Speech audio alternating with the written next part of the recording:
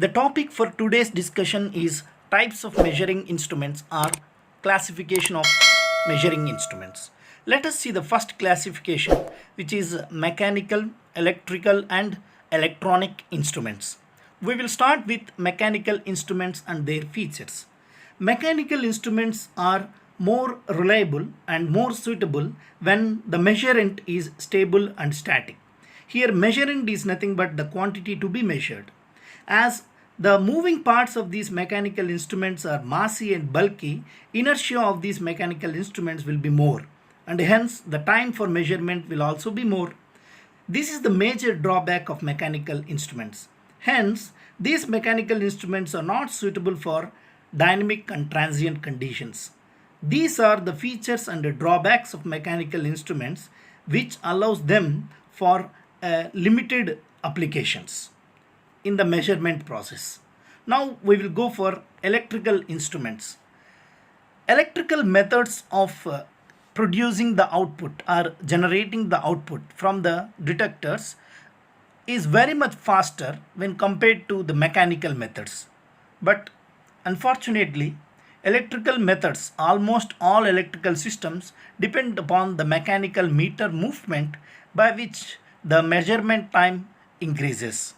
Hence, due to this reason, we call almost all the electrical instruments as electromechanical instruments. Let us see the examples of these electrical instruments, which are ammeters, voltmeters and wattmeters. Ammeters measures the current, voltmeter measures the voltage and wattmeter measures the power. And we will go through the electronic instruments now. As today in each and every field of engineering we require fast measurements. So the electronic instruments are very much helpful to do this task, because the electronic instruments mainly makes use of semiconductor devices whose operation depends upon the movement of electrons. As we know that the inertia of the electron is very less, electronic instruments can follow the transients even in nanoseconds.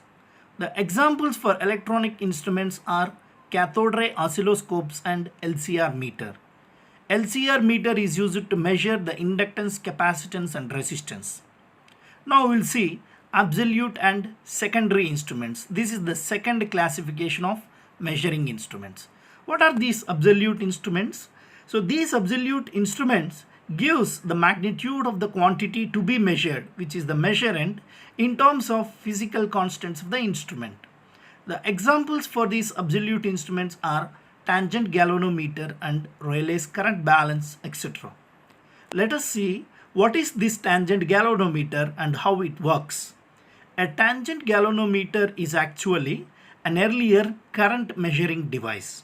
It is used to measure the current basically, but its principle is a magnetic needle placed in two magnetic fields, which is magnetic field created by a current carrying coil and Earth's horizontal magnetic field settles at a position when and only when the two fields are related by this equation, which is B is equal to BH tan theta.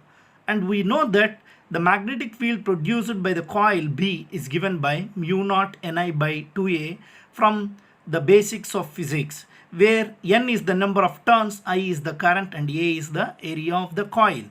By equating these two equations, we can obtain the current in terms of physical constants of the instrument, which is A, area of the coil, number of turns of the coil, Earth's horizontal magnetic field.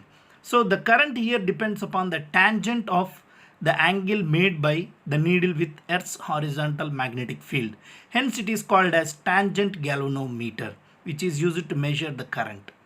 As we have seen just now, the measurement with the absolute instruments is difficult because there are a lot of equations that are there and time consuming. So they are used only as standardizing instruments in national laboratories where we require huge amount of accuracy.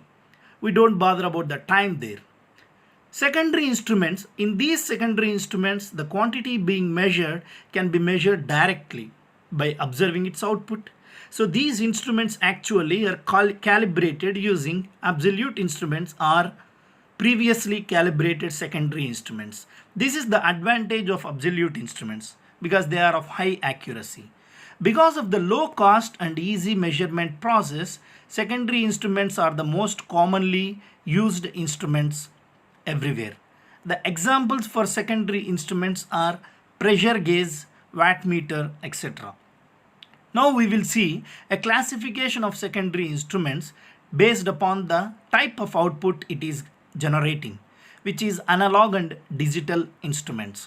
What are these analog and digital instruments? We'll start with analog instruments. In these instruments, the output is an analog signal, which means it varies continuously with respect to time and has a direct proportionality with the input. This is a sample analog signal, right? So in the analog instruments, we'll have generally have a pointer which is moving on a calibrated scale. So this is a type of analog instrument. Now we will see what is a digital instrument.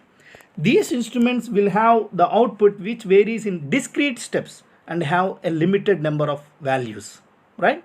This is a discrete signal which is varying with respect to time.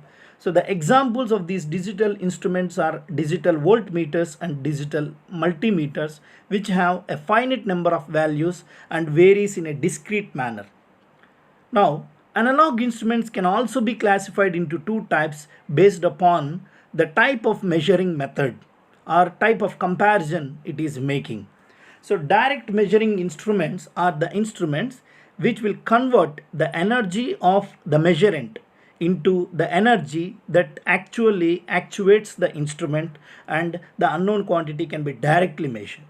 The direct measuring instruments are the most commonly used instruments because of easy measurement process, whereas the comparison instruments are the instruments where we can measure the unknown quantity by comparing it with a standard. So generally these comparison instruments are used when we require more accuracy in the measurement process, right? So the examples for these comparison instruments are AC and DC bridges, which are used to measure resistance, inductance, capacitance, frequency, all these things. So this is about the direct measuring instruments and comparison instruments, and the secondary instruments can be further classified based upon the work these instruments are doing as indicating, integrating and recording instruments. Let us see what are these three types. What is an indicating instrument? It will directly indicate the magnitude of the quantity which we want to measure. So we can directly measure the quantity without any problem. So generally indicating instruments use a dial and point arrangement. If you observe in these meters, we will have a dial and a pointer in order to indicate the unknown quantity. Whereas in integrating instruments, the meaning of integration is just summing up all the events together. So in these integrating instruments, the electrical quantity and time are multiplied and they summed up to get another electrical quantity, right? So the examples of indicating instruments are energy meter, ampere hour meter. These are the examples of integrating type instruments. Now we'll discuss recording type of instruments. These instruments record the variations of the quantity being measured against the time on a piece of paper. Electronic cardiograms, voltage recorders, strip chart recorders, all these are the examples of recording instruments because they record the variations of the quantity minute to minute and second to second.